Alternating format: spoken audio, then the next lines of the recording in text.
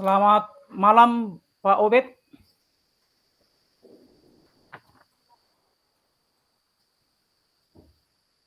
Ya, Pak, selamat malam.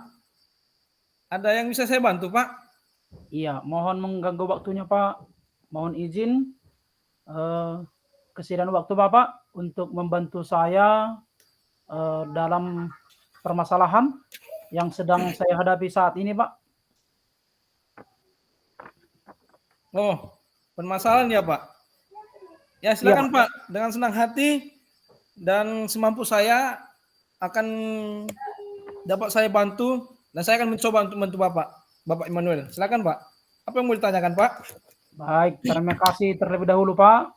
Jadi begini, Pak Obed, kemarin saya melaksanakan asesmen formatif di kelas yang saya masuki. Setelah saya koreksi hasil asesmen formatif itu, saya menemukan siswa yang nilainya masih rendah, Pak. Jadi melihat hasil asesmen itu yang rendah, saya jadi merasa kecewa karena saya sudah merasa maksimal, ya, sudah secara maksimal untuk mengajar di kelas. Namun setelah melihat hasil asesmen itu masih ada nilai siswa yang sangat rendah, jadi sedikit kecewa saya, Pak. Kemudian mau saya tanyakan kepada Bapak, apa ada yang salah mungkin, Pak, dari cara mengajar saya? Oh, jadi itulah permasalahan Bapak yang Bapak alami ya. Makanya itu Bapak Iya, merasa kecewa. iya benar, Pak. Kecewa jadinya sedikit gitu, Pak. Oh, kalau boleh tahu, Pak, Bapak bisa ceritakan ke saya nggak bagaimana pembelajaran Bapak yang Bapak lakukan di dalam kelas ketika Bapak mengajar lah. Dan saya juga dapat melakukan gambaran seperti apa. Begitu, Pak. Kalau proses pembelajaran yang saya lakukan di kelas, Pak, saya menerapkan pembelajaran kooperatif. Jadi siswa di kelas itu saya bagi dalam beberapa kelompok diskusi, kemudian mereka mendiskusikan satu materi, kemudian saya beri ruang dan waktu kepada mereka untuk saling tanya jawab dengan kelompok yang lainnya. Dan pada kesempatan itu saya tetap menjadi penengah pada diskusi mereka. Tetapi ketika saya memberikan tes formatifnya, Pak, itu dia yang saya bilang sebelumnya tadi, Pak. Masih ada siswa yang memperoleh nilai yang rendah. Sementara berdasarkan diskusi yang di kelas itu berlangsung, saya berpendapat beranggapan sebenarnya tidak ada lagi yang memperoleh nilai rendah. Tapi setelah saya lakukan tes formatifnya, ternyata terbalik dia. Masih ada terdapat siswa yang bernilai rendah. Oh, jadi seperti itu yang telah Bapak lakukan, tapi Iya, Pak. masih tetap kurang maksimal lah berarti ya? Iya, Pak. Benar, Pak. Iya, iya, iya. Ini berkaitan dengan permasalahan yang Bapak alami, apa yang Bapak lakukan untuk mengatasinya? Langkah-langkahnya Eh, lah yang Bapak inginkan untuk permasalahan yang Bapak alami. iya, iya, baik, Pak. Jadi setelah memperoleh hasil asesmen itu, saya biasanya meminta siswa yang nilainya masih rendah untuk mempelajari kembali materi-materi yang sudah kami lewati, kemudian menanyakan bagian-bagian mana yang masih kurang mereka pahami, ya. Jadi dalam hal ini, saya memberikan, bisa dibilang remedial lah, ya. Mempelajari ulang kembali materinya, kemudian bagian-bagian mana yang masih kurang dipahami, bisa ditanyakan kepada saya. Demikian, Pak, yang saya, eee, perbuatlah untuk mengatasi masalah itu. Oh, berarti sudah Bapak lakukan lah berarti langkah-langkah untuk permasalahan tersebut ya, Pak?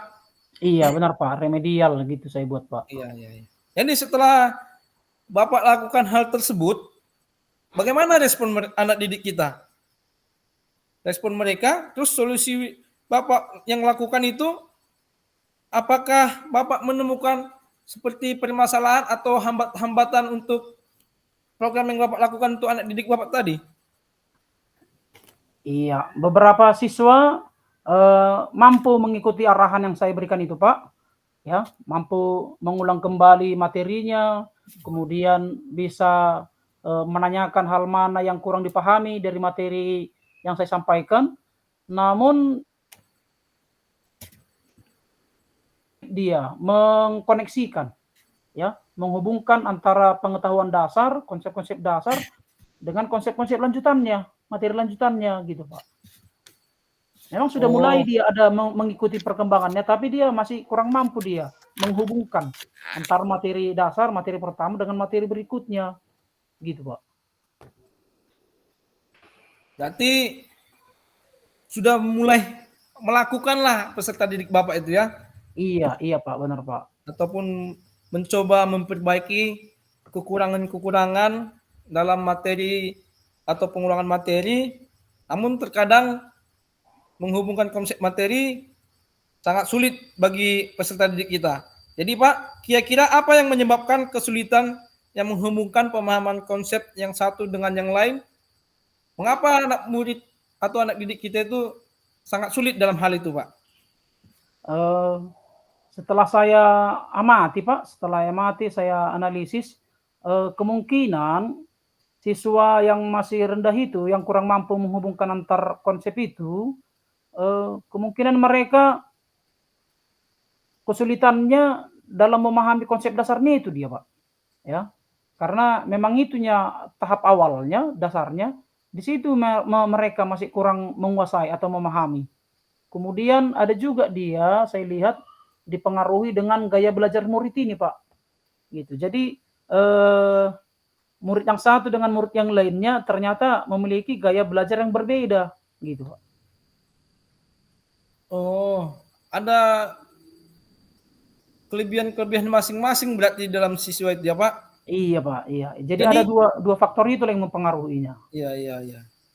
Jadi, apa yang Bapak lakukan untuk memastikan bahwasannya murid yang masih kurang dalam memahami konsep dasar dan juga permasalahan dipengaruhi oleh gaya belajar tersebut, Pak? Iya, jadi yang saya lakukan berdasarkan hasil jawaban asesmen mereka, saya analisis, ternyata sebagian besar murid itu salah dalam menggunakan atau memahami konsep-konsep dasar, sehingga jawaban mereka kurang mengarah, kurang terarah dengan konsep selanjutnya. Jadi keterhubungan antar konsep itu jadi kurang tepat dia, Pak.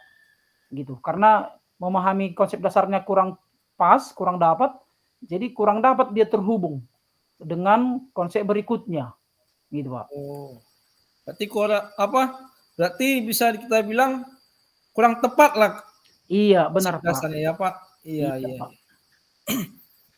Jadi begini, Pak, Iya Pak. dalam menghadapi gaya belajar tersebut, lalu bagaimana dengan faktor gaya belajar mereka yang Bapak ketahui?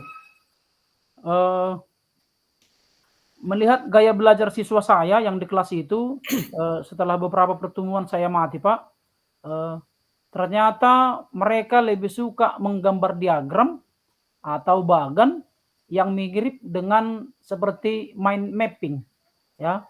Seperti yang kita ketahui Pak, mind mapping itu artinya bisa mereka menggambar konsep itu, konsep satu materi lewat gambar-gambar keterhubungannya, gitu. Jadi antara konsep dasar ke konsep berikutnya lebih suka ternyata mereka dengan menggunakan gitu Pak, metode mind mapping itu.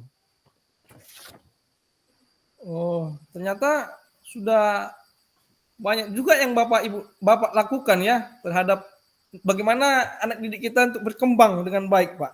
Iya Ya, benar Pak. baik Pak. Saya sangat tertarik juga itu. Jadi Iya. penjelasan Bapak mengenai konsep dasar itu dan kecenderungan murid Bapak yang suka menggambar, lalu solusi atau masukan Bapak melalui pikiran untuk membantu siswa, bagaimana cara mengatasi yang mereka hadapi?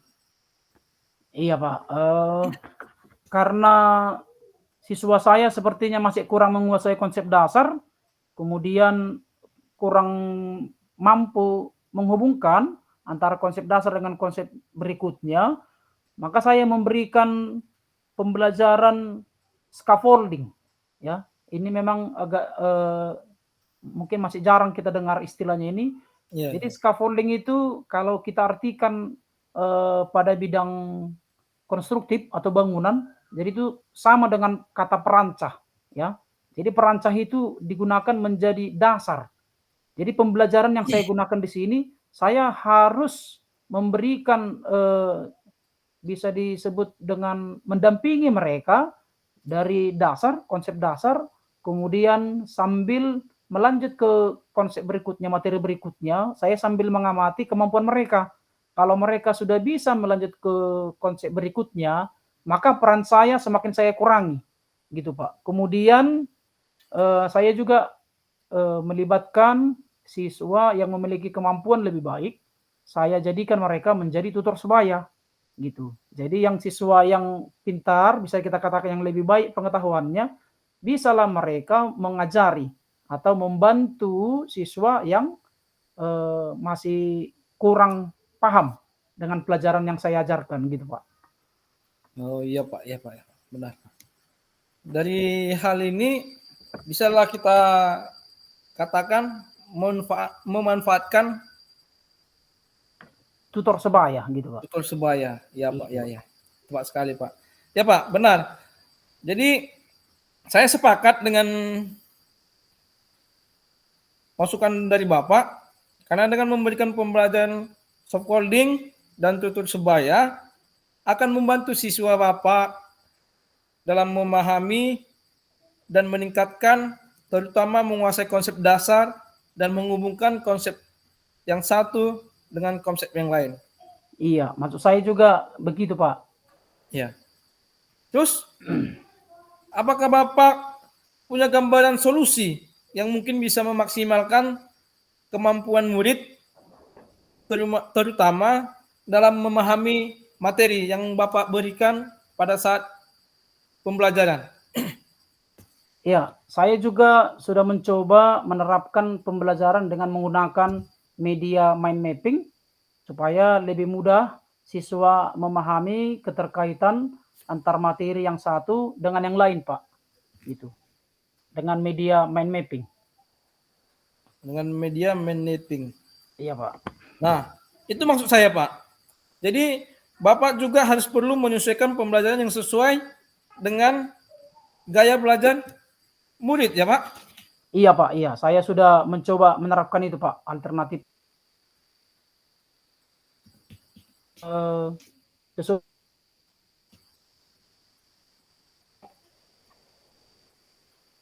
Nah, kapan kira-kira Bapak akan menindaklanjuti masalah tersebut? Iya, saya rasa saya akan langsung, Pak, menindaklanjutinya tanpa membuang-buang waktu, karena dalam hal ini juga akan mempercepat ya peningkatan hasil belajar siswa. Oh, jadi kira-kira apa yang Bapak perlukan dalam persiapan untuk melakukan hal tersebut, Pak? Ya, tentunya saya akan mempersiapkan perangkat ajar beserta dengan media pembelajaran, Pak, yang dapat mengakomodir kebutuhan belajar murid saya, Pak. Ya, bagus, Pak, bagus. Iya, Pak. Jadi, adakah maksudnya bantuan ataupun perlu nggak kolaborasi Bapak butuhkan untuk rencana Bapak yang akan Bapak laksanakan? Iya, pasti ya, Pak. Iya, dalam hal ini kita harus memang betul-betul berkolaborasi dengan siswa kita, karena apapun katanya tanpa siswa, kalau hanya mengandalkan kekuatan guru aja, kemampuan guru itu tidak mungkin, Pak. Jadi dalam hal ini juga harus berkolaborasi dengan siswa untuk memudahkan ya, memudahkan pembelajaran itu bisa terarah dan menjadikan tutor sebaya itu juga dalam proses pembelajaran di kelas, Pak. Iya, Pak, iya, Pak, ya. Baiklah, Pak. Pak Immanuel. Saya sangat Ya, Pak. senang mendengar komitmen Bapak dan harapan Bapak. Baik, Pak. Apalagi tentang untuk meningkatkan daya belajar, minat belajar dari siswa Bapak. Jadi Oke, Pak. saya harapkan semoga masalah yang Bapak alami segera terselesaikan dengan baik, Pak. Baik, Pak. Terima kasih, Pak, atas saran dan masukan dari Pak Obed.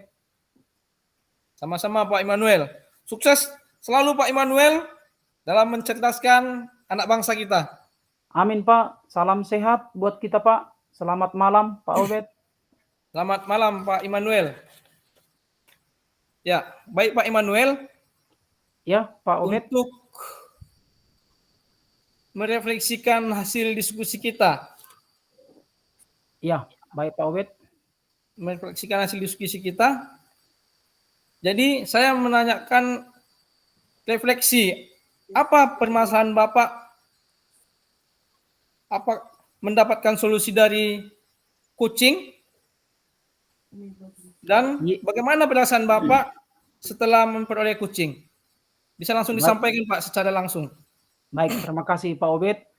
Tentunya dalam hal ini setelah saya menerima atau memperoleh coaching dari coach, yaitu dari Bapak sendiri, tentunya permasalahan yang saya sampaikan di awal tadi sudah memperoleh solusi ya dari Pak Obed, yaitu tadi solusinya kita harus memperhatikan gaya belajar murid, kemudian memanfaatkan atau membuat tutor sebaya di pembelajaran kita. Kemudian perasaan saya tentunya Pak sangat senang, sangat berterima kasih kepada Pak Obed yang telah memberikan masukan dan saran kepada saya bagaimana saya bisa meningkatkan kualitas pembelajaran saya di kelas. Terima kasih Pak Obed. Ya, sama-sama Pak Immanuel.